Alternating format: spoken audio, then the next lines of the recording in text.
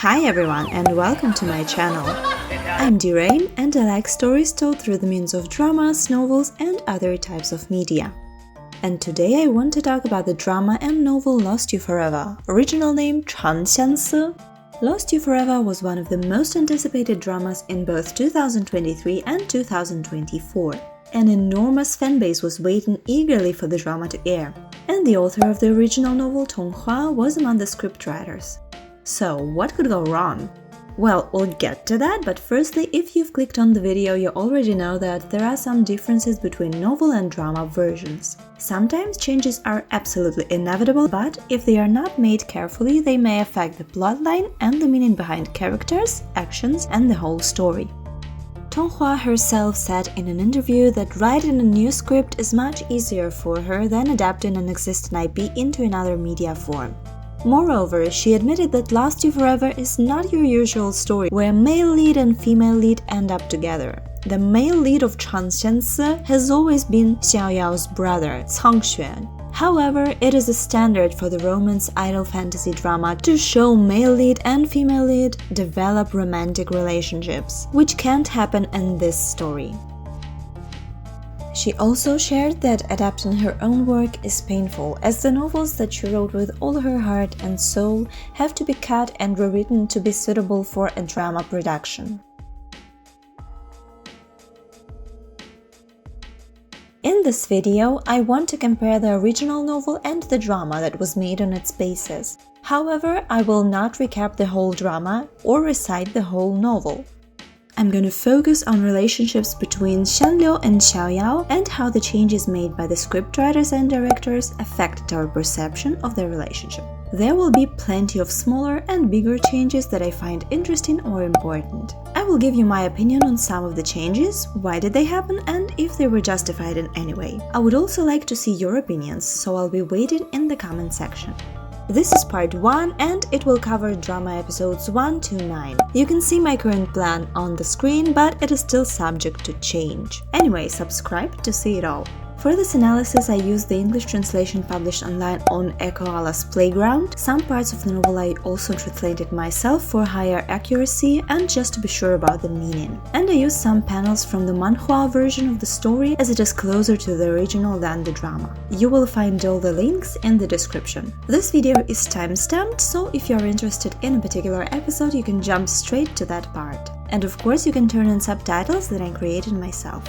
Lastly, a quick disclaimer. I don't hate any of the actors, but I have opinions about characters and their portrayal in both versions of the story. If you are sensitive to objective analysis and only wish to see your favorite character be praised, go read their topics on my drama list or elsewhere. You will find something for yourself there. Don't send hate my way. Just stop the video and watch something else or vent in the comments, but still be nice.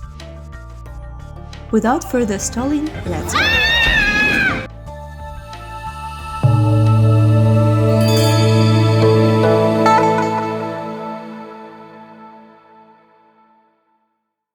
I want to start with some general changes that apply to the whole drama. First of all, the novel is written from a narrator's perspective, but we almost always perceive the story from Xiao's point of view. We read about her feelings towards whatever is happening at the moment, and occasionally we get a glimpse of other people's feelings, but Xiao is still the main focus of the story and she is there in most of the scenes.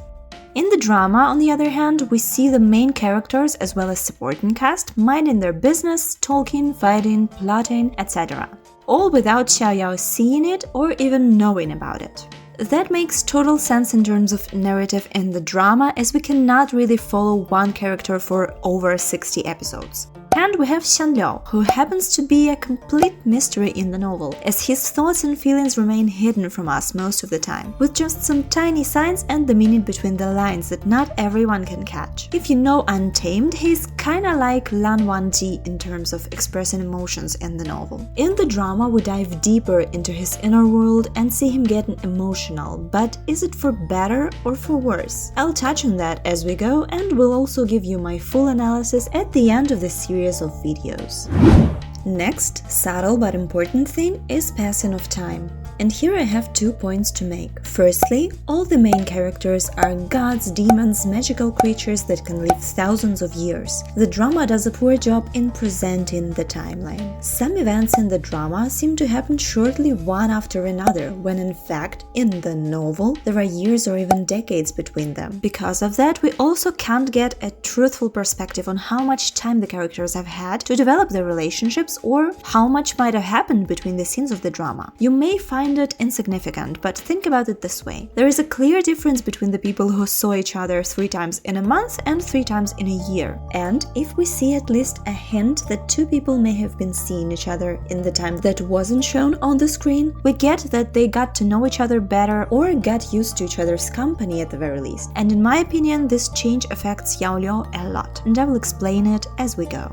My second point is the timeline itself. Several times we jump back and forth between the events of the original timeline, which completely destroys the meaning and impact of these events. Right from the beginning of the drama, we constantly get changes in the story's timeline. For example, we have the whole first episode dedicated to Xiao and Sanquan's past, their childhood together, and many losses that they faced. As a narrative tool, past events are often used in the dramas to introduce the characters, the lore, the world-building basics, and give enough exposition for us to understand who is who and why they act the way they do. And it also helps for the people who only watched Lost You Forever and have never read any Tonghua's novels, especially the ones Promised One, which was a prequel about Xiao's parents. The novel starts with Xiao as an adult, already living in Tinshui town as Wen Xiaoliu. So we're either supposed to go in blind or go read the prequel. By the way, we don't even see Sanquan until chapter 3 in the novel. In fact, even Anyan appears before him, and he is the male lead of the story. So for the drama, there was no other way than to show him before all the other male characters. And lastly, I want to mention the names. Some of the characters and places have slightly or completely different names. Most of these names had to be changed due to them being taken from Chinese ancient historical texts.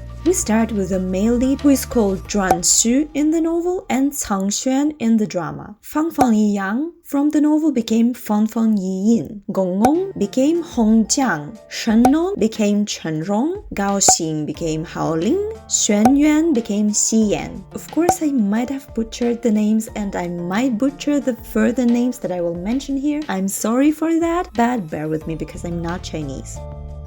Now let's dive into the drama, and we start with the first time we see Xiang. We see him standing above everything, kind of observing but also not being interested because his gaze is directed towards the sky and not the land below. This is until he hears Xiao singing, which seems to get his attention. So what is different? In the novel, Xiao also sings, but because we get her perspective there, we never know if Xiang heard her voice or not. In my opinion, this scene was important and was also shot with a clear intention. Here we get our first impression of the character, and everything we see fits perfectly, in my opinion, of course. In the novel, Xiang is often described as someone not belonging to this world, or very distant. He wears white clothes, has white hair, and looks so clear, as if nothing can stain him. I think this scene parallels his plotline throughout the story, as he was only interested in helping his foster father before he met the female lead. And after that, he got a chance to touch the ordinary life and experience something apart from endless fighting and danger. And now they meet. Sparkles fly, butterflies on the stomach, love at first sight. Well, or not. In both drama and the novel, Xiao tries to poison Mao Qiao to take the Fei away, but Xiang doesn't let her go. He's sitting on a tree with the vibe of an emperor of the universe, of course. In the drama, he stays on the tree for the most of their conversation, but in the novel, he gets up right away and goes to block Xiao's way to make her give him the antidote. Then she tries to poison him. Of course, she fails and immediately uses another tactics. She starts crying and begging the strong stranger to spare her life. In the drama, there is also this strange running around sequence where Xiao keeps coming back as if running in circles. I'm not quite sure about what they were trying to show with this sequence. Was it Xiang's power that kept her from getting away? Was it his manly magnetism that she felt? Okay, that one I can probably cut out. Anyway, there was no running around in the novel. Xiao starts begging and Xiang's men take her away to their camp. So tell me,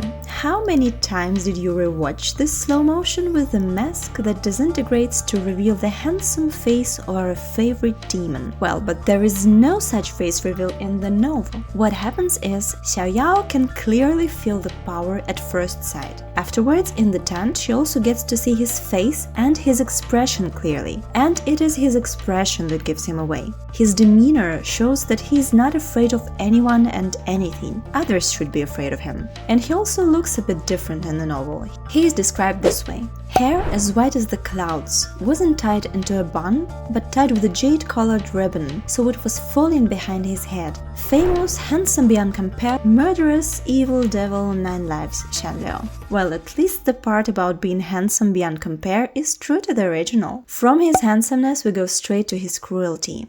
Xiang orders his men to whip Xiao. In the drama it all happens in one location, in the tent. But in the novel she gets dragged out of the tent for that, whipped, and then dragged back in when she agrees to make poisons for Xiang. And novel Xiang lets the army doctors tend to Xiao's injuries while he stands at the entrance. Of course he steps on her injured back afterwards in both versions, but in the drama there were no doctors. There was only Tu Shanjin that used his magic to rid Xiao of her pain. This is the first, but not the last time when we see tiny details of Xiang being a bit kinder towards Xiao that were cut out. It may seem tiny, but all these details make the whole picture, and that is why drama Xiang seems much worse in lots of scenes. Time has passed, Xiao has healed and the wedding happened. Xiao told Qianliu that she is afraid of loneliness and she wants at least brief companionships. In the novel, from that day on, Qianliu visited the clinic from time to time, eating and drinking there. It was a great opportunity for Xiao to try to poison him, but he always showed her that he didn't take her efforts seriously. This, of course, only made her more angry and more determined to finish the job. This could be shown in just one little scene. They didn't even have to shoot any time when Qianliu actually came to her. Someone could have simply mentioned these visits and it would show us that Qianliu and Xiao have spent more time together. In the drama, it seems like the only times when they meet this first years is when Qianliu needs something from her or Xiao wants to get away from Tu Shanjin. By the way, with Tu Shanjin, it is always clear that they see each other because they literally live in the same house, yeah? But for Qianliu, if it is not shown on the screen or at least mentioned, you may not even think about it. Time goes on, things happen, and now Xiao wants to punish Anyan for being a spoiled brat that she is. Jin can't show up in front of the girl and Xiao suffers humiliation. The drama version gave us this very interesting scene that tells a lot about the whole dynamic between the three characters. Xiao feels betrayed by Tu Shanjin and goes away with Xianliu. We see a lot of it throughout the story in the drama. In the novel though, Xiao jumps straight into the river and lets the current take her away. So, no said Jin in the novel. It was also nighttime. Xiao swam around in the dark and cold until Xianliu found her and asked if she was fishing at night. What I find rather annoying is that in the drama Xiao reaches out her hand and Xianliu drags her through the air like she's a trash bag. It is a constant thing for the drama and it gives off a vibe of arrogance and looking down upon her. Whereas in the novel, he not only gives her his hand to help her climb on the condor, but also gives her wine to warm up after swimming in cold water for a long time. It is not something extraordinary, but it already shows that Xianliu is less of a cruel monster, towards Xiao at least. While Xiao drinks, Xianliu leans back and stares at her. The reason is simple, he observes her. Both in the drama and the novel, he already knew that she was a woman and was clearly a goddess hiding her identity. He didn't know who exactly she was, so he tried to figure her out. In this scene in the novel, he tells her that she feels too comfortable on a winged mount. Only the highest of gods could have such mounts in this universe, so she shouldn't be so at ease and so relaxed. And he openly admits that he is interested in her past and he will investigate it. Flying forward with our characters, we get a great scene which exists only in the drama and was magnificently played by both actors and just killed by Tan Jiansi. What the drama did is simply amazing. They show us the build-up of the connection between Qianliu and Xiao. The first moment when Qianliu realized that there is someone who has been through similar things. I mean, just look at him. Look at him right here. How surprised he looks at first. Then there's compassion and understanding in his eyes, and also warmth. That's when he starts caring, but he doesn't realize it himself yet. There is no heart-to-heart about having nobody to rely on in the novel. Xiang asks who made Xiao angry because remember he found her in the river and didn't see any Tu Shanjin. Xiao answers that it's none of his business, and then he asks her if she wants to be whipped again. Well, yeah, he's not so gentle. Xiao stays silent, gives the wine back and jumps off into the water. In the drama, Xiang commands Mao Qiao to go down, but it wasn't in the novel. We only read that Xiao jumps out of the water and grabs the condor's neck. Yep, she didn't grab the feet.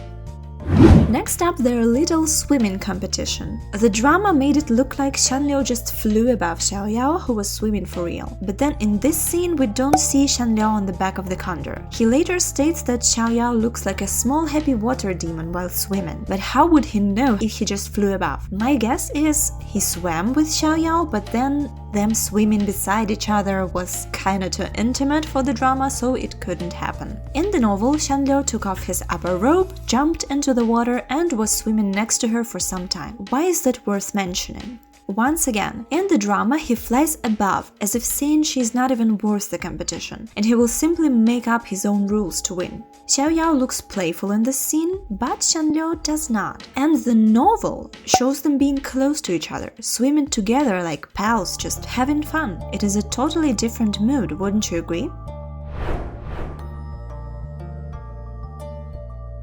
We watch them talk, Xiao mocks Xianliu's 9 heads and he decides to bite her to scare her. But in the drama we see him have a good enough portion of her blood. He even gets this almost Edward Cullen moment when he's so into her blood that he struggles to stop drinking. I was kinda waiting for them to start talking about the lamb and the masochist lion, you know what I mean? And what do we read in the novel? After his tongue tasted her blood, he was initially shocked, then realization crossed his mind. And it is clearly said he drank a few mouthfuls of blood. Maybe the drama was trying hard to show that Xiao has this magical blood, but we get to know that anyway. Or they're trying to emphasize Xianliu's craving of her blood, which only makes their later relationship seem more shallow. It's like he simply wants to keep using her blood and that's why he keeps her by his side. And of course we can't deny that he did drink her blood. I'm not trying to justify it or say that he didn't do that. It's just that the amount needed to scare her and teach her a lesson after she mocked his appearance, and the amount that was shown in the drama clearly don't match, at least in my head.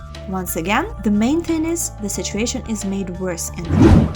And of course, next up we have one more Tu Shanjin fan service. This scene paints it so as if he waited the whole day on the riverbank for Xiao to return. As you may remember, according to the novel, Xiao left the house alone earlier, and Tu Shanjin stayed behind, so he was not even there to begin with. In the novel, Xianliu just dropped Xiao into the river near Qinshui town and she let the current take her back. As she came home, she met Tu Shanjin and acted like nothing happened before. She smiled, told him to take care and go to sleep. When she went to her room, he tried to follow, but she didn't even turn around. She just closed the door. There was no pushing Xiao into Tu Shanjin's arms while flying away as it was in the drama, and we can all say that it was a fan service and pushing these characters more towards each other, as well as pushing Xiao and Xianliu away from each other. This scene is shot in a way that may show Xianliu is being mean or jealous or both, to be honest, and here he is, the knight that can save the beauty from the beast, Tu Shanjin of course. This whole sequence also didn't happen in the novel, but it makes sense to show more of the conflict in the drama and let us see how powerful Xianliu is and why he has gained his reputation. Thank the drama for letting us feast our eyes on our cold, handsome demon. Now, we go to their first night together. Nothing happened, of course, it's not what you think.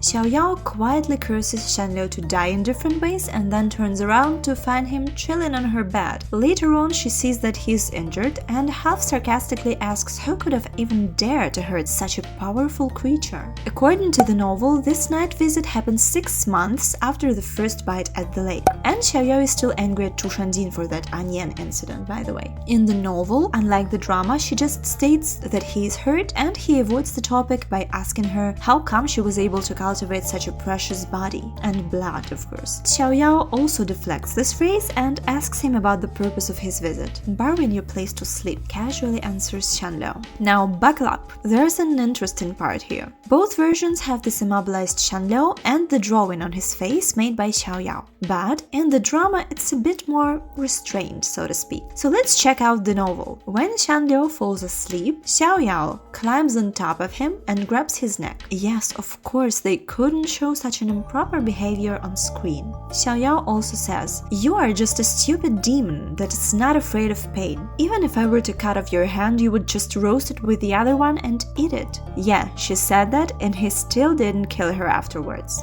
which tells us something. After drawing the 9 eyes, she rubs them until they look like heads, and then she rubs his lips. With her finger, not the charcoal, but that's also too shameless for the screen. As you see, novel Xiao had more reasons to be afraid and hide from Xianliu, and still he didn't kill her. Several months have passed, Xiao still has Chuanzi to arrange marriage for, which doesn't go smoothly. The drama once again made a change for the fan service. We see Xiao in her room trying to figure out who is behind her troubles with this marriage. Tu Shanjin is also there, and when he hears that Xiao wants to meet Xianliu, he wants to go meet Xianliu in her stead. It wasn't in the novel. Tu Shanjin wasn't even in the room in that whole scene, but of course we needed more brave and caring Tu Shanjin, or jealous if you want to look at it that way, because he has seen marks on her neck and wants her to stay away from Xianliu, thinking that they might have misbehaved. In the novel, she sits in her room watching the memory of Xianliu with the scribbles on his face. In the drama, we see the same scene with the memory later, when she already waits for Xianliu on the tree. After watching the memory, Xiao gets a visit from Mao Qiu. She tells the bird that she needs to meet his master, and as he flies away, she also goes to the forest to wait for Xianliu there. In the drama, she not only has time to watch the memory, moreover, she even has time to do a hilarious rehearsal. In the novel, everything happens rather fast. She comes, climbs a tree, and then Xianliu appears. To be honest, I rather liked this little rehearsal before the meeting. And I like the way they shot and acted this scene of Xiao being in awe, when all white Xianliu comes down from the sky like a big snowflake. Yanzi showed Xiao's emotions perfectly. She sees the beauty of Xianliu. She knows he is also very dangerous and very powerful, and she is just in awe. Some may say she is afraid in this scene and petrified because of that, but I disagree. There is fear in her, of course, but we'll talk about it later. Xianliu wants to have a taste of Xiao's blood once again, and in the drama he grabs her neck and pulls her closer. But in the novel, he grabs her by the shoulder, and she herself opens her neck for him. Listen, I'm not saying that she does it willingly.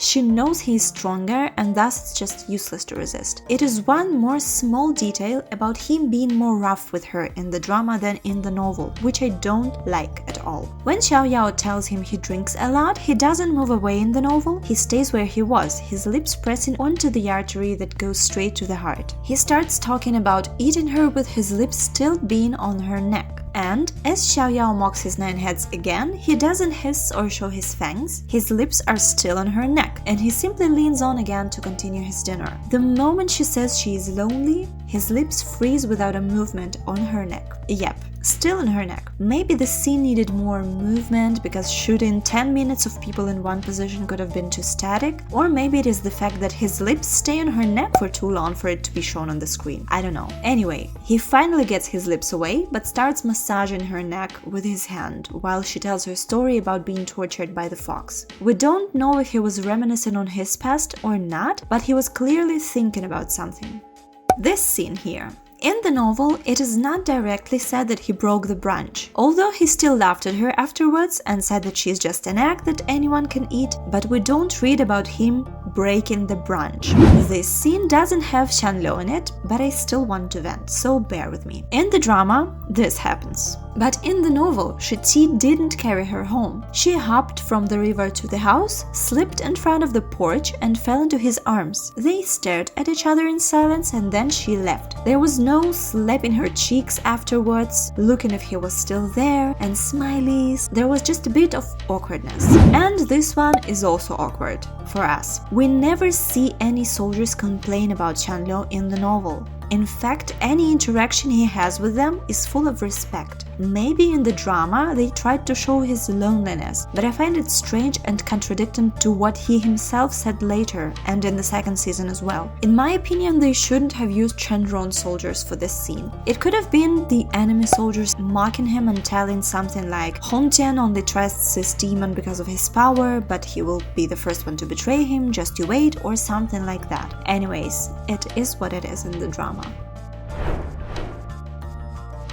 Next, he took my girl away, Jin moment. In the drama, because in the novel it is literally the first one. What we see is an attempt to show that Jin was willing to stand up against Xiangliu and fight for Xiao. And the way she looks at him here is also playing into their romance plotline so well. They also have a little staring competition with Xiangliu, which Jin only loses because Xiao asks him to. It's sort of assumed that if she didn't ask, Chu Shanjin wouldn't let her go without a fight. In the novel, Xiangliu just looked at them with a smirk. He said nothing, but Xiao immediately stood up and took a few steps towards him, telling Shiti to go back without even turning around to him. We also read that Chu Shanjin was worried, but then he remembered the marks on her neck, lowered his head, was very upset about it, and just went back. No confrontation, no being tough, and no loving gaze from Xiao. And again, in the drama it is not shown, but Xiangliu gave Xiao his arm to help her on the condor. In the drama it once again seems that he did nothing to help. There was also no more talking to Chu Shanjin here, they flew right away up into the clouds.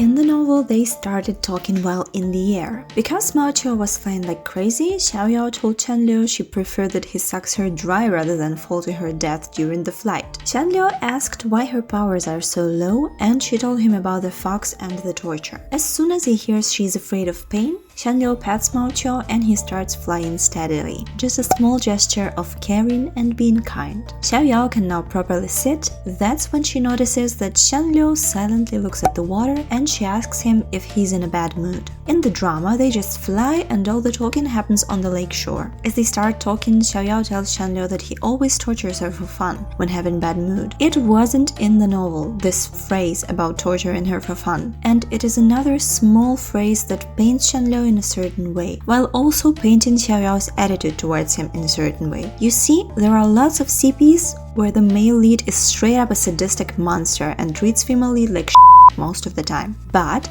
she still falls in love with him, somehow. One of the most prominent examples being Till the End of the Moon, but you can find many other dramas with such couple dynamic. Personally, I am not a fan of that at all, and I don't really like the fact that the director clearly tries really hard to make the interactions between Xiangliu and Xiao look more like that type of CP.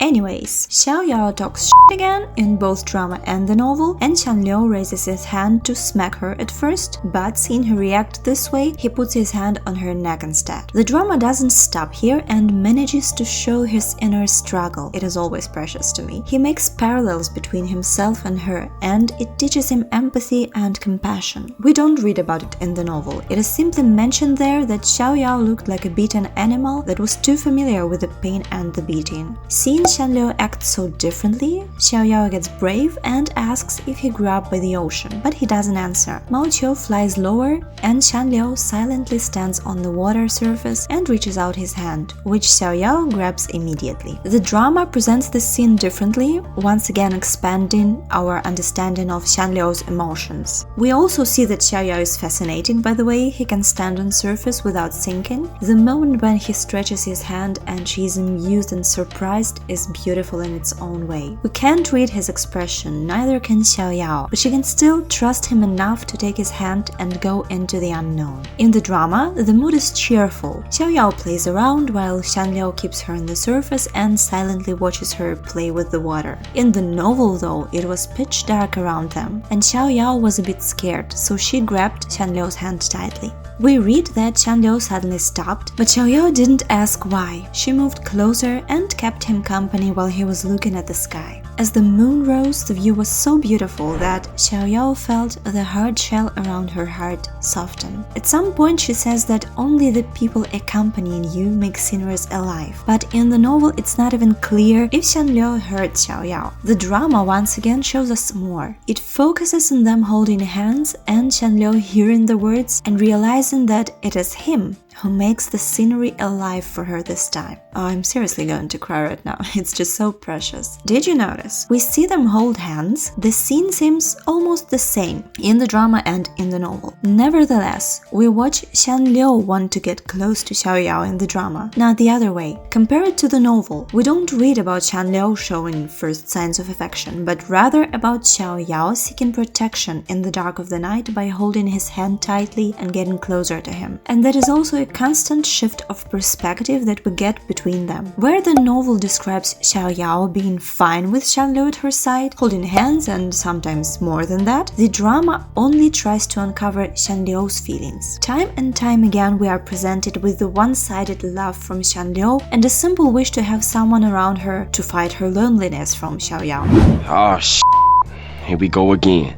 Once again, Xiao is thrown down right into the arms of our gentle Tu Shanjin. It's just that it didn't happen in the novel at all. After talking some more and getting hurt, Xiao slid down into the river by herself and let the current take her back, as she often does in the novel. She came home by herself and there was no Tu Shanjin to be her knight and savior. Do I even need to say it out loud why this was shown the way it was? Moving on. We get a subtle change where, according to the novel, as the snowflakes fell, Xiao found herself pleasantly surprised and closed her eyes, hiding her smile. What's with that expression? Doesn't look pleasantly surprised to me, to be honest. After they make a deal with Tu Shanjin to get the medicine, Xiang takes Xiao to his camp. In the drama we just see the condor fly, but in the novel we also read that Xiao fell asleep on the condor. As they landed and went into the camp, the drama Xiang has this amazing moment of trying to comfort Xiao. Maybe he wanted to tell her that she doesn't have to be afraid, or he wanted to just say anything for her to relax. Maybe he wanted to even take her hand into his, but he just can't. He's too shy and he thinks that she will not accept this, etc. The drama manages to show us that he cares and he changes his attitude towards her. In the novel it goes like that. Xiang said, "Open your eyes," but Xiao grabbed his hand tightly and refused. Xiang's hand froze and Xiao laughed shyly. See, she's even starting to flirt with him at this point. When they are in the tent, there's a lot happening in the drama. Talking, poison testing, failing to implant the lover's box. In the novel though, they didn't interact or do anything in the tent at all. They went in and went to sleep. Xiao didn't have a failed attempt planting a bug into Xiang, and I find this very important because this attempt is shown in a strange way. She tries to plant the bug but it doesn't go in, and some people say that it means there were no feelings between them. That's why the bug was not willing to be planted. On the other hand, it can mean that without Xiang consciously choosing to tie his life and his feelings to Xiao, she would never have succeeded. He was that powerful and various creatures didn't want to mess with him. So perhaps it is the drama's way to show that Xiang chose to open his heart to her. The novel doesn't explore this topic. Xiao just mentions that she was raising the bugs for Xiang to have something to protect herself against him and ended up using them on Canquan because he was the current threat and she needed to deal with him immediately.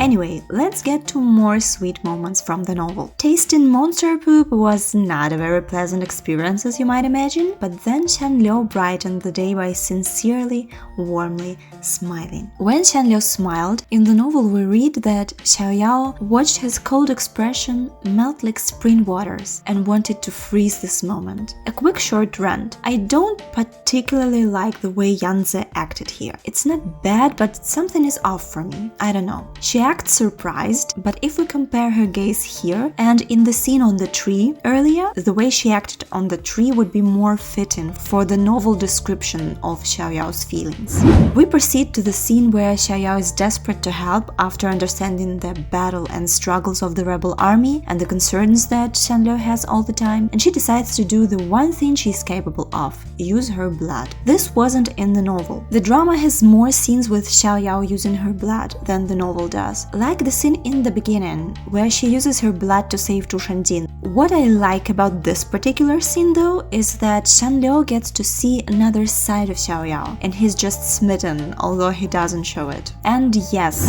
this masterpiece is also not in the novel. I am so grateful for this scene. I have no words. It's truly one of my favorites in season 1. The moment of shared joy, and then Xiao so simply trespassing Xianliu's personal space. He's just shocked and he cannot believe it. He also doesn't understand what is happening between them. He's trying to find it out, looking at her, observing the emotions on her face, but he doesn't know the answer, or rather doesn't dare to believe in it. To believe that she could also care for him and be concerned about the problems that he has and the problems of some random bunch of rebels that are doomed to fail one day. Not many people dared to show him kindness and support him in the past. This is why he is wary of his surroundings and the people he gets in contact with. This is also the reason why he treated her roughly when they first met. He can't know if the person getting close to the camp is simply foolish or negligent, or if it's a spy or an assassin sent by the enemies. Keep in mind,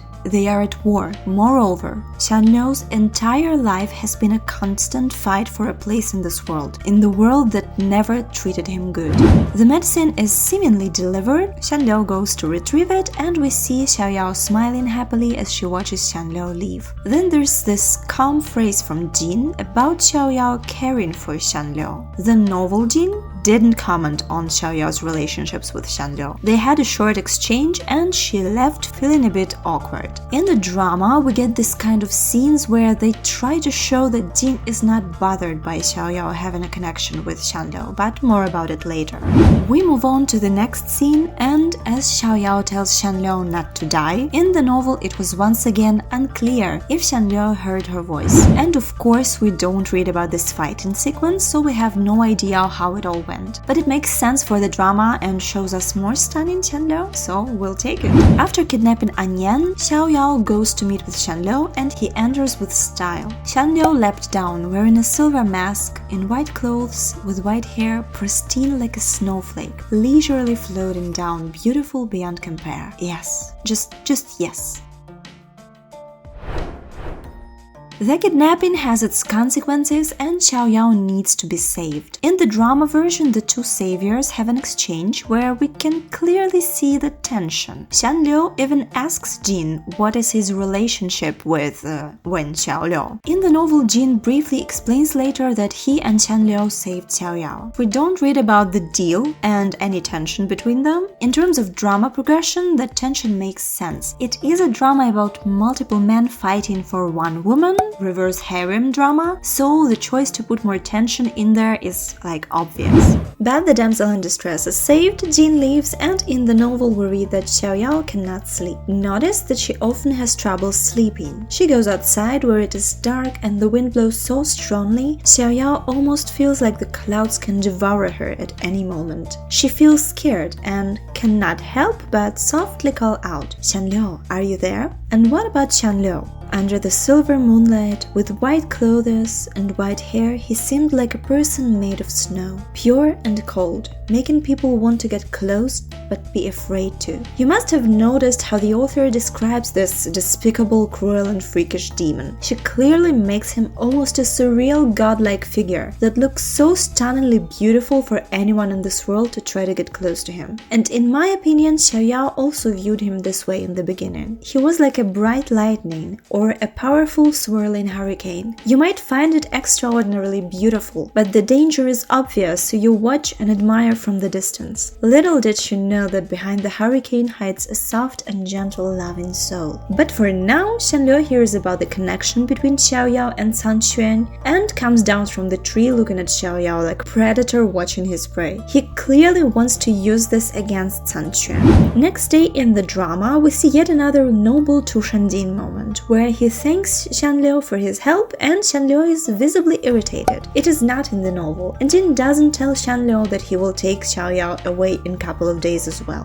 Once more, we feel a tension between the two men, both of whom know that Wen Xiaoliu is not really a man, and both of whom have feelings for her, no matter the true identity. While they stay together, Xianliu and Xiaoyao bicker about her screaming in pain, and we get another drama original masterpiece. Take a look at Xianliu. What What you see here is a treasure. He cares so much, it almost hurts him physically to hear her scream. I cannot stress enough how much I want to praise everyone involved in bringing this scene to life, especially Tang Jinsi. Thanks to his portrayal, we understand more and more that Xiang cares for Xiao too much for it to be simple craving for blood, as some might think. The days in the mountains come to an end when San Xuan comes to take his revenge. Here are some small changes. In the drama, we see Xiao tell Xiang to come back alive again, which wasn't in the scene in the novel. And both sides were fighting on the winged mounts, for which the production didn't have money, I guess. In the novel, the battle happens rather fast, and it is written that Xiang fights with no regard for his safety and attacks more than defends himself. He gets severely injured but still goes on. Of course, Xiao finds the foxtail and rushes between the fighting men, or rather between the caught San Xuan and ready to kill Xiang and whoopsie, Xiang, looks like you've sticked your claws into the wrong sibling. As you might have guessed, we don't read anything about Xiang being shocked by what happened. The way Tang Jinsi portrayed it is beyond anything I could have wanted for this moment. This shock and pain as if the claws went into his body and not hers. And Xuan actually didn't close his eyes here, so he immediately sees Xiao getting between them, and we get to read about him being shocked instead of Xiang. In any case, San Xuan leaves and Xiang is really furious, but still, he didn't squeeze her neck here in the novel. He simply held it in his hand, realizing that he only needs to press and she would be dead. He then lets go of her neck simply after seeing her smile. There was no gaga, and I don't like this addition from the drama. Gaga is a word that can be used by girls to flirt with the guys,